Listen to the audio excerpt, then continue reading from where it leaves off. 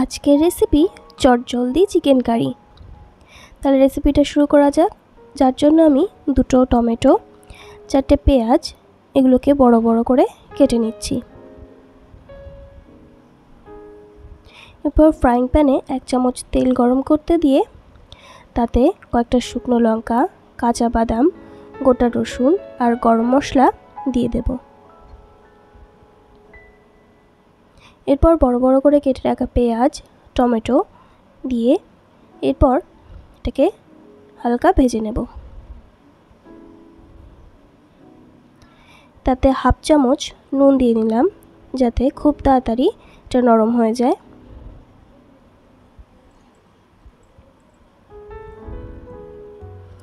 এরপর সেদ্ধ করে নেওয়ার জন্য সামান্য জল দিয়ে ঢাকা দিয়ে দেব। এদিকে আদা, 1 চামচ জিরে আর 1 চামচ ধনে শিলে বেটে নেব।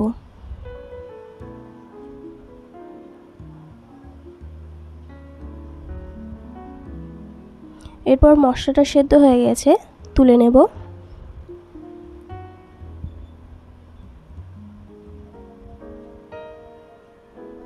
এরপর মাংসর মধ্যে 1 চামচ হলুদ, 1/2 চামচ কাশ্মীরি লঙ্কার গুঁড়ো, 1 চামচ নুন আর সামান্য কাঁচা তেল দিয়ে ম্যারিনেট করে রেখে দেব।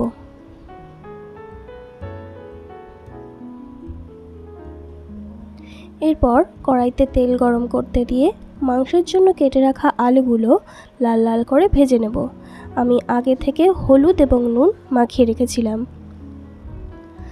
আলুগুলো ভালো করে লাল করে ভাজা হয়ে গেছে, এরপর তুলে নেব।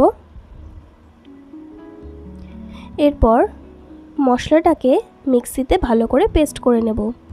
ওই তেলে 2টো তেজপাতা, শুকনো লঙ্কা, জিরে আর গরম মশলা ফোড়ন দিয়ে নিলাম।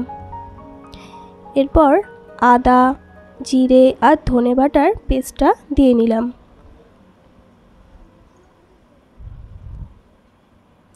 এরপর তাতে 1 চামচ হলুদ গুঁড়ো, 1 চামচ কাশ্মীরি লঙ্কার গুঁড়ো আর 1 চামচ নুন দিয়ে নিলাম।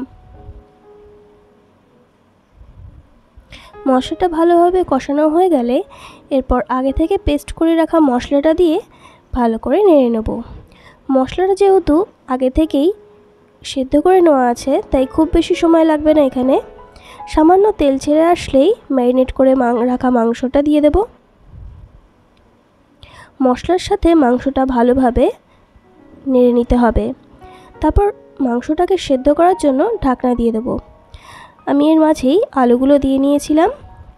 খুব তাড়াতাড়ি এই রেসিপিটা হয়ে যায়। উপর থেকে কয়েকটা কাঁচা লঙ্কাও দিয়ে দিলাম। গ্রেভিটাকে বাড়ানোর জন্য মিক্সি দেওয়া জলটা দিয়ে 2 থেকে 3 মিনিট ফুটিয়ে নেব। তারপরেই তৈরি হয়ে যাবে চটজলদি চিকেন রেসিপি। রেসিপিটা কেমন লাগলো অবশ্যই কিন্তু কমেন্ট করে জানাবেন। আর আমার চ্যানেলটিকে কিন্তু সাবস্ক্রাইব করতে ভুলবেন না। ধন্যবাদ।